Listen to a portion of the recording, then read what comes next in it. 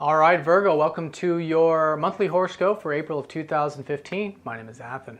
All right, so we have a transitional month here in April coming out of the very intense energies of March, where we had the Uranus Pluto Square and a lot of the fast-moving planets going over Uranus.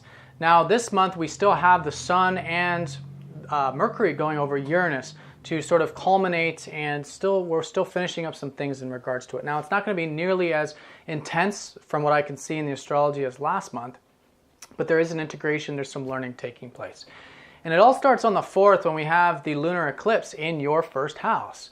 So about 6 months ago, when we had the last set of eclipses in October, you guys perhaps set off into a new direction involving yourself, your goals, your ambitions, your drives, or maybe in regards to your finances, resources, these types of things, where the North Node was at that time. But whatever it is, it's now a high time. It's now culmination. It's about you, your goals, your ambitions coming to a high time right now. So that's a really good energy to work with, and I think at the very least you're very keen and very aware of what these ambitions and goals are.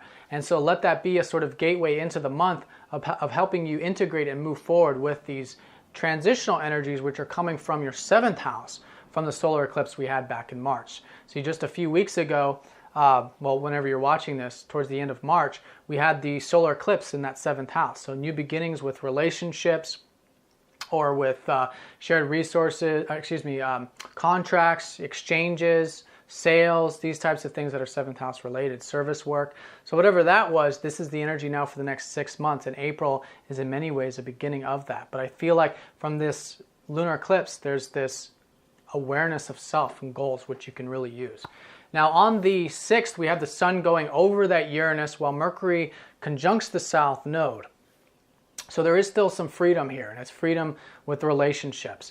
It's this Uranus in your 7th is squaring up to this Pluto in your 4th. So all this restructuring has been with changes with your relationships, probably from changes to your emotional state, changes with your home, your sentiments, your family, these types of things. So these two energies have been catalyzing, and now with the Sun going over Uranus, there's an expression.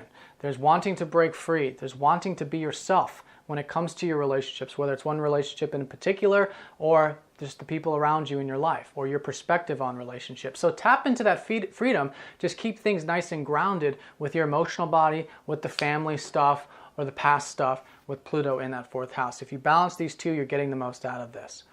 Now, Mercury is doing the same thing on the 7th and the 8th, okay, which is your ruler. So I think that might be a little bit more of a significant time, 7th and 8th. About the same thing here, except treat it as a learning process, right? Think about it. Take it slow, because on the 8th, things really start to shift. We don't have that sort of intense energy anymore. We've got Jupiter going station direct, which is really nice, and a lot of the planets going into areas where they're in dignity or in friendly houses, friendly signs.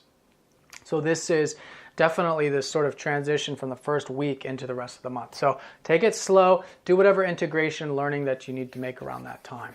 Venus goes into Taurus here in your 9th house, which happens on around that time period, 6th, on the 6th to the 7th. So she's going to be there all month. So enjoy your overseas matters, your expansion, anything that broadens your horizon. If you've been thinking about maybe doing some light traveling or reading philosophy, anything that opens and broadens your perspective, a great time to do it this month. I think you can really enjoy those things. On the 8th, like I said, Jupiter goes station direct. He's been retrograde since the beginning of December. So there's been expansion the second half of last year involving network circles, your groups, your friends, or the enjoyment through your work. What you derive from your work could have been even abundance through your work, but Jupiter's been retrograde, so you may not have seen that. But he's going direct now from the 8th onward. As the month unfolds, you're going to see more and more of those opportunities to, again, enjoy work, maybe receive that satisfaction through your work, and maybe opportunities through friends and network circles and all this networking type of stuff there with Jupiter in the 11th. It's going to be there for the first half of this year. On the 11th, we have your ruler going into Aries, where it's a neutral energy here, but he's gaining that energy, he's gaining that momentum, and it's going into a very positive area of your chart that has to do with your transformation, your change, you taking control of your own power in life. It's your 8th house. So I say positive for you because as Virgos, that is a house that is about transformation. It's about change. which is a very important element of you Virgos. So be willing to make those changes, put that energy into those things, and anything you're involved with that is shared resources or exchanges with others, that involves sharing things, sharing resources, and getting into the deeper elements of life too with your relationships is a fantastic time to do that. So that's where your ruler is going to be for the bulk of the month, because he's going to be there from the 11th through the 27th. So be willing to go deep, open up, have that transparency. I think you guys already want to do that. You've got Mars in that 8th house driving you to, put energy into the deeper elements and what you truly enjoy out of life. And with your ruler there, it's definitely the time to do so. Now on the 12th, we have Mars sextiling up to Neptune, which is coming from that 8th house of all that drive and ambition. So this is going to be opportunities for all of us. Now for you, it's involving, again, the deeper connections, the deeper elements, maybe through the importance of your guys' health and diet and regimens that have been sort of shaping up over the past many years with Neptune in your 6th house. You guys are learning the importance of body care, of emotional care, of taking care of your mind, of your spirit, of your soul, by doing it practically. And so that energy is an opportunity there. Maybe it has something to do with some new goals, ambitions, because it's Aries, but maybe something to do with shared resources, getting involved, getting deeper, maybe with a relationship or relationships in general. And that can be coming about very harmoniously with the things you're involved with on that day-to-day level, whether it's work, whether it's your health routine, etc. On the 14th, we have the Sun going into Aries where he's exalted. And so for the next 30 days from the 14th onward, the Sun in the 8th house is shining the light of the deeper elements of life. It's very important too, especially with your ruler there. Be willing to look at the truth, dive deep into the truth, whether it's about yourself, about your relationships, or about the world in general. And the Sun there can definitely heighten that. New projects around, shared resources or sharing the experiences with others, all of that is definitely in flow for you. On the 15th and 16th, Venus opposes up to Saturn, so you want to balance whatever it is that you're doing in this 9th house area of expansion, whether it's the philosophy or travel. Balance that with the day-to-day stuff. That's going to be very important for you. You've had Saturn recently go into your 3rd house, so there's taking the communications, the sharing, the teaching very seriously. So you want to balance that, the day-to-day stuff, with the more expansive elements of life, and if you do that, it can be a nice utilization of this. But you just want to make sure if you're feeling a little bit disconnected, it's because one of the two is out of balance. If you're feeling a little isolated, one of the two is out of balance, you see. On the 17th, Mars squares up to Jupiter. Then on the 18th, we have the new moon in Aries. And on the 19th, Venus squares up to Neptune.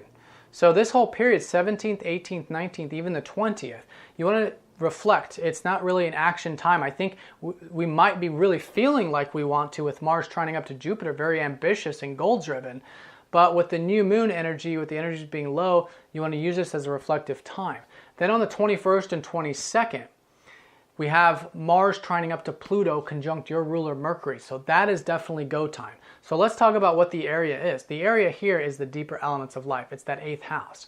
So there's something shaping up here.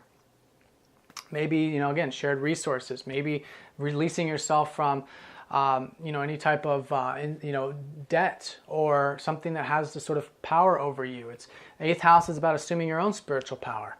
So whatever that is for you, seeing the deeper elements of life, there's new beginnings they're shaping up. And if it's a new project or whatever it is, wait until the 21st or 22nd when you've got a very positive energy from Mars training Pluto, which is very, very intense in a positive way, very powerful in a positive way. And it's coming again from that emotional body, maybe even home and family, these types of things. On the 26th, we have Venus sextiling up to Uranus. So there's opportunities there as well, maybe to do some of those 9th house things, travel, expansion, philosophy. So look out for those. The 27th, your ruler then goes into Taurus, where that's your 9th house to meet up with Venus. So there's an expansion here. There's an element of new opportunities, right? Because your mind, you are transforming this month. So by the end of this month, around the 27th, all this deeper stuff, transformative stuff, the deeper elements of life goes into a much lighter, more expansive element from these transformations. And I think around that time, 27th onward, it's much more about your life path, moving forward, and it becomes much more extroverted, you see. But it is an extroverted month in general with all of this activity in Aries. But it's more of a how do you say, transformative, and then you come out into the light, you come out into the open, you see the horizons, and then you move forward from the open fields, you see. The 29th, we have the Sun sextiling up to Neptune, some more opportunities, again relating to maybe these 8th house matters and maybe the day-to-day stuff with work or whatever it is you're involved with. All right, Virgo, I hope you guys have a fantastic month. Please let me know if you have any questions, and I'll talk to you next time. Take care.